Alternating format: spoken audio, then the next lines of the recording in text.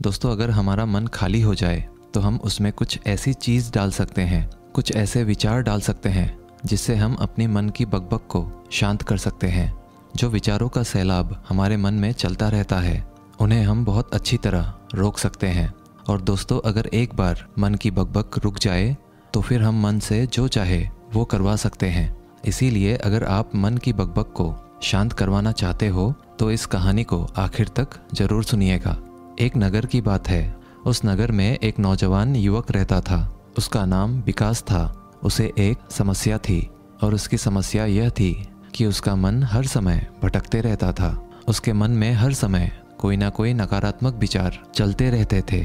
उसके मन की बकबक कभी शांत नहीं होती थी। वो जब भी कुछ सोचकर करता तो कुछ अलग ही कर देता। कभी वो अपने अतीत के बारे में सोचकर पछताता था कि काश मैंने उस काम को, उस समय को कुछ ऐसा कर दिया होता, उस काम को वैसा कर दिया होता। या फिर वो अपने भविष्य के बारे में सोचता रहता और डरता रहता कि कहीं भविष्य में ऐसा हो गया तो क्या होगा, कहीं मैं असफल हो गया तो क्या होगा, अगर मुझसे कोई गलती हो गई तो लोग मेरा मजाक उड़ाना शुरू कर देंगे। और ऐसे ही कई सारे नकारात्मक और असफलता से भरे विचार उसके मन में आते रहते थे।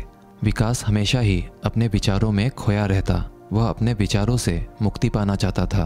विकास चाहता था कि उसके मन में कोई भी फालतू विचार कभी भी ना आए, लेकिन हर समय विचारों का सैलाब उसके मन में उठता ही रहता। इसीलिए जीवन में वो बहुत परेशान हो गया था। फिर एक दिन उसे किसी ने बताया कि यहाँ पास के ही जंगल में एक बौद्ध भिक्षु रहते हैं।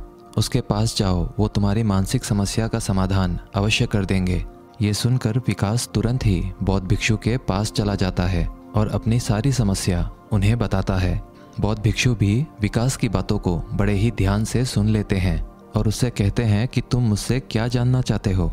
ये सुनकर विकास कहता है, हे गुरुदेव, मैं अपने मन को शांत व खाली करना चाहता हूँ।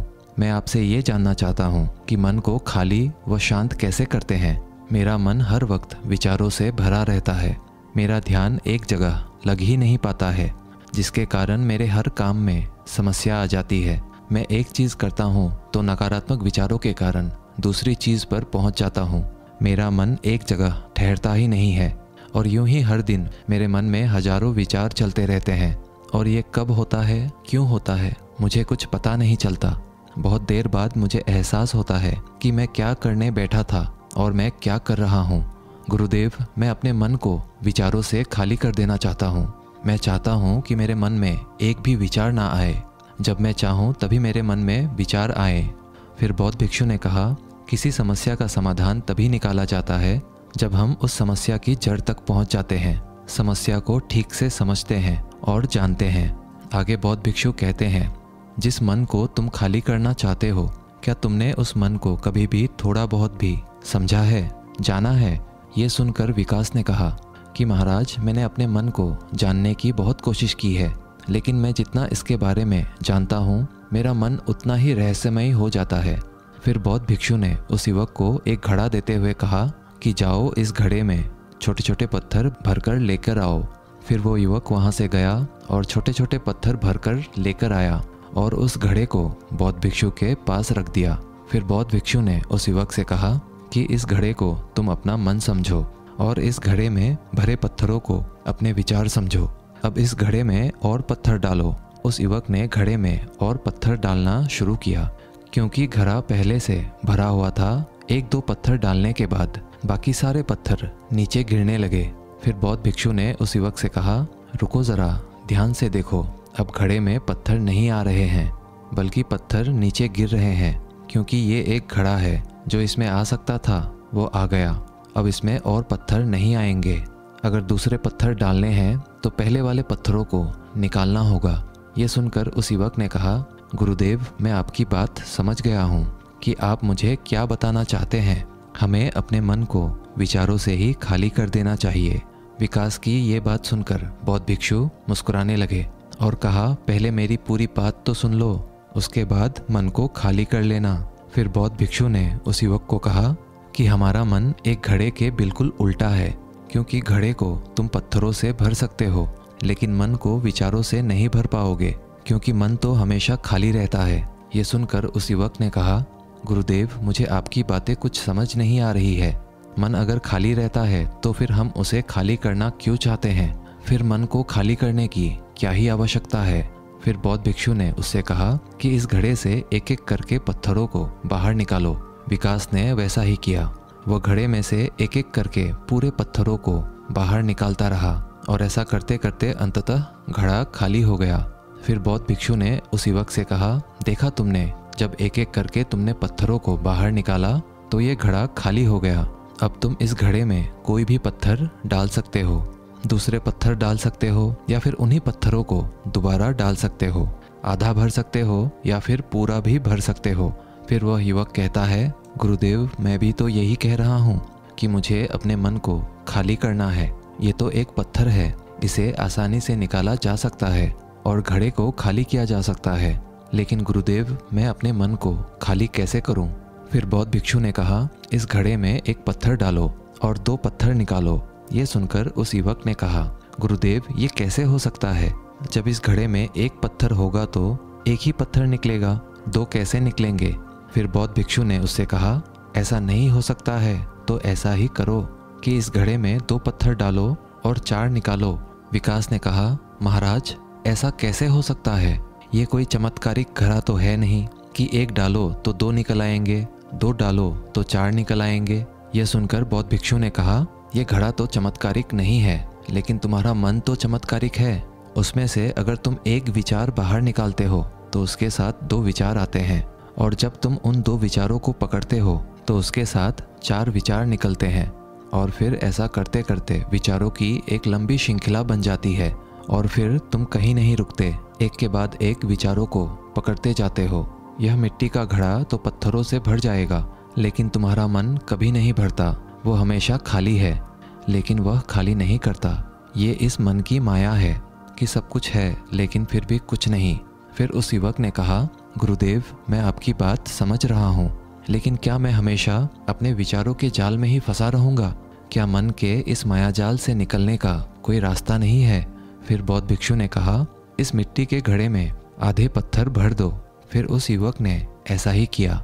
फिर बौद्ध भिक्षु ने कहा, अब इन पत्थरों में से कोई एक पत्थर चुनो और उस पत्थर की एक छोटी सी मूर्ति बनाकर मुझे दे दो। मैं जानता हूँ कि तुम एक अच्छे कलाकार हो। विकास ने एक पत्थर निकाला और उस पत्थर को बौद्ध भिक्षु के सामने ही तराशने लगा। पत्थर को तराशते वक्त उसे लगा कि ये पत्थर अच्छा नहीं है। फिर उसने दूसरा पत्थर घड़े से निकाला, लेकिन उसे वो पत्थर भी पसंद नहीं आया। फिर उसने तीसरा पत्थर निकाला, लेकिन वो तीसरा पत्थर भी उसे पसंद नहीं आया, उसका रंग अच्छा नहीं था। ऐसा करते करते उस युवक ने सारे ही पत्थरों को बाहर निकाल दिया। उस युवक को ऐसा करते हुए बौद्ध भिक्षु बड़े ही ध्यान से देख रहे थे। फिर बौद्ध भिक्षु ने उससे कहा कि जो तुमने सबसे पहले पत्थर निकाला था, उस पत्थर को ये समझकर तराशो कि इसके बाद तुम्हारे पास कोई और पत्थर नहीं है और ये एक ही पत्थर तुम्हारे पास है। फिर उस युवक ने जैसा गुरुदेव ने कहा उसी एक पत्थर को लेकर तराशना शुरू किया और उसने उस पत्थर से एक बहुत ही सुंदर मूर्ति बनाई और बौद्ध भिक्षु को भेंट की। और बौद्ध भिक्षु से कहा, गुरुदेव, इस पत्थर से इतनी सुंदर मूर्ति बन सकती थी, मैं ये सोच भी नहीं सकता था। उस युवक की बात सुनकर बौद्ध भिक्षु ने कहा कि जब तुम्हारे पास और कोई दूसरा विकल्प नहीं होता है, तब हम उस विकल्प में ही संपूर्ण ऊर्जा लगाते हैं और उसी को सबसे बेहतर बनाते हैं। और जब हमारे पास कई सारे विकल्प होते हैं तो हम पत्थर चुनते भी नहीं और मूर्ति बनती भी नहीं। हमारा मन भी एक विचार के पीछे हजारों विकल्प खोल के रख देता है और एक मुख्य विचार को छोड़कर उन हजारों फालतू के विचारों में उलझकर हम रह जाते हैं। फिर उस युवक ने कहा, गुरुदेव, मैं आपकी बातों को बहुत अच्छे से समझ गया हूँ, लेकिन अब मुझे क्या करना चाहिए? कृपया आप मेरा मार्गदर्शन करें। बौद्ध भिक्षु ने उस युवक से कहा कि मन को खाली करना, साफ करना 1-2 दिन का काम नहीं है, ये बहुत लंबी प्रक्रिया है। तो क्या तुम इसके लिए तैयार हो? वह युवक कहता है, जी गुरुदेव, तैयार हूँ, चाहे कितनी भी लंबी प्रक्रिया क्यों ना हो। फिर बौद्ध भिक्षु ने उस युवक से कहा कि मन को खाली व नकारात्मक विचारों से दूर रखने के 6 तरीके हैं। आओ उन्हें एक एक करके समझते हैं। पहला तरीका है कि ऐसे लोगों का साथ छोड़ दो जो तुम्हें कमज़ोर, पिछड़ा हुआ, लक्ष्यहीन महसूस कराए। अक्सर हमारे आसपास ऐसे लोग होते ही हैं जो हमसे पद और धन में ऊपर होते हैं, और इसी पद और धन के घमंड में वो अपने नीचे से लोगों को कुछ भी नहीं समझते। इसीलिए ऐसे लोगों के पास रहना ही नहीं चाहिए। और ऐसे लोग अपने से छोटे लोगों को हमेशा यही महसूस कराते हैं कि आप कितने छोटे हैं, और इसीलिए वो छोटे लोग अपने जीवन में कुछ बड़ा हासिल कर ही नहीं सकते। इसके अलावा कई बार हमारे मित्र और घर परिवार के सदस्य भी ऐसे होते हैं जो अक्सर हमें छोटा महसूस कराते हैं, हमें नीचा दिखाने की कोशिश करते हैं, लोगों के सामने हमारा मजाक बनाते हैं। तो ऐसे लोगों से जितना दूर हो सके उतना दूर रहो। ये लोग ऐसे होते हैं कि तुम्हारी नज़रों से तुम्हारी गरिमा को दूर करके तुम्हें लक्ष्यहीन बनाते हैं, और फिर तुम्हें खुद की काबिलियत पर शक होना शुरू हो जाता है। तुम्हारे अंदर खुद के प्रति नकारात्मक भावनाएं आ जाती है, और ये नकारात्मक विचार तुम्हें मानसिक तनाव और चिंता की ओर ले जाते हैं। फिर बौद्ध भिक्षु दूसरा तरीका बताते हुए कहते हैं कि तुम बहुत ही कम और चुनिंदा लोगों को ही अपना मित्र बनाओ। ऐसे लोगों को ही अपना मित्र बनाओ जिससे तुम कुछ सीख सकते हो, जिनकी तुम इज्जत कर सकते हो, जो तुम्हारी भावनाओं को समझ सके, जिनकी सोच तुमसे मेल खाती हो, जो जीवन में तुम्हें आगे बढ़ने में सहायता करे। हमारे जीवन और चरित्र में हमारे माँ बाप के बाद हमारे मित्रों का ही सबसे ज़्यादा योगदान होता है। इसीलिए मित्रों का सही होना भी बहुत आवश्यक है। ऐसा कहा भी जाता है, तुम उन 5 लोगों का प्रतिबिंब हो जिनके साथ तुम सबसे ज़्यादा वक्त बिताते हो। अगर तुम्हारे आसपास के 5 लोग जिनके साथ तुम सबसे ज़्यादा वक्त बिताते हो वे ईमानदार हैं, तो तुम भी धीरे धीरे ईमानदार होना शुरू कर दोगे। और अगर वो 5 लोग अमीर हैं तो तुम भी धीरे धीरे अमीर बनना शुरू कर दोगे। कहने का अर्थात यही है कि तुम वैसा ही बन जाते हो जिस तरह के लोगों के साथ तुम अपना समय व्यतीत करते हो। किसी महान दार्शनिक ने कहा था कि तुम मुझे किसी भी इंसान के मित्रों से मिलवा दो, मैं उसके मित्रों को देखकर उस इंसान का भविष्य बता दूंगा। हमारी सबसे बड़ी समस्या ये है कि हम लोगों को ना नहीं बोल पाते हैं, जिन लोगों के साथ हम रहना पसंद भी नहीं करते हैं। ना चाहते हुए भी हमें उन नकारात्मक लोगों के साथ वक्त बिताना पड़ता है। इसीलिए सबसे पहले हमें अपने ज़िंदगी में उन लोगों को ना कहना आना पड़ेगा जिनके साथ रहकर हमें लगता है कि ये हमारी ज़िंदगी ख़राब कर रहे हैं। अगर ये हमारी ज़िंदगी में ना हो तो शायद हम ज़्यादा खुश रहेंगे। बौद्ध भिक्षु आगे कहते हैं, तीसरा तरीका है कि तुम कभी भी अपना अतीत नहीं बदल सकते, लेकिन तुम अपना भविष्य अवश्य बदल सकते हो। इसीलिए तुम्हें पूरी तरह से वर्तमान में रहते हुए उन चीज़ों पर, उन कामों पर ध्यान दो जो तुम्हारे नियंत्रण में है, जिन्हें तुम आज कर सकते हो, अभी कर सकते हो। बौद्ध भिक्षु कहते हैं, मेरी एक बात हमेशा याद रखना, केवल वर्तमान में रहकर भविष्य को संवारा जा सकता है, अतीत में रहकर नहीं। इसीलिए वर्तमान में जीने की आदत डालो। चौथा तरीका है कि तुम स्वस्थ और पौष्टिक खाना खाओ। हमारा शरीर ऊर्जा से चलता है, और हम जैसा खाना खाएंगे वैसी ही ऊर्जा हमारे शरीर को मिलेगी। अगर हमारा शरीर स्वस्थ नहीं रहेगा तो हमारा मन स्वस्थ कैसे रहेगा? जब शरीर कमज़ोर व बीमार रहता है तो मन में कई सारे नकारात्मक विचार आते हैं, और स्वस्थ शरीर में स्वस्थ दिमाग का वास होता है। इसीलिए शरीर को स्वस्थ व मजबूत रखना हमारी जिम्मेदारी है। बौद्ध भिक्षु कहते हैं कि 5वां तरीका यह है कि रोज़ ध्यान करो।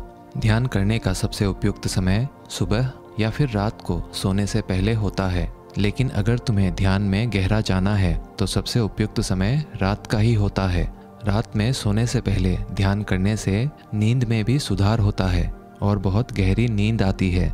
ध्यान करने के लिए तुम अपनी सांसों पर ध्यान केंद्रित कर सकते हो, या फिर तुम अपने मन में उठने वाले विचारों पर भी अपना ध्यान केंद्रित कर सकते हो। मन में उठने वाले विचारों पर ध्यान केंद्रित करने से ध्यान करने वालों का ज़्यादा फायदा होता है, क्योंकि इसमें आसानी से गहरे ध्यान में उतरा जा सकता है। अगर तुम ध्यान नहीं कर सकते हो तो रोज़ खुद के साथ अकेले में वक्त बिताओ, खुद के व्यवहार को समझो, देखने की कोशिश करो कि मन में किस तरह के विचार उठ रहे हैं और क्यों उठ रहे हैं। बौद्ध भिक्षु आगे बताते हुए कहते हैं, छठा तरीका है कि तुम नए नए जगह घूमने जा सकते हो, क्योंकि एक पुरानी कहावत है कि एक लंबी यात्रा आपको 100 किताबों के बराबर ज्ञान देती है। गौतम बुद्ध अपने जीवन काल में 9 महीने लगातार घूम रहे थे। उनके भ्रमण करने का यही कारण था कि नए नए जगह जाने से ज्ञान की प्राप्ति के साथ साथ मन को एक नयापन भी प्राप्त होता है। नई जगह घूमने जाने पर हमारा मन उत्साहित रहता है। फिर बौद्ध भिक्षु कहते हैं, मन के जाल में कभी मत फंसो, मन को खाली करने की कोशिश मत करो, जीवन में ध्यान करना सीखो, अपने ध्यान को केंद्रित करो, अपने ध्यान में एकाग्रता लाओ और जीवन में जो कर रहे हो उसे पूरी मेहनत के साथ अंतिम समझ कर करो।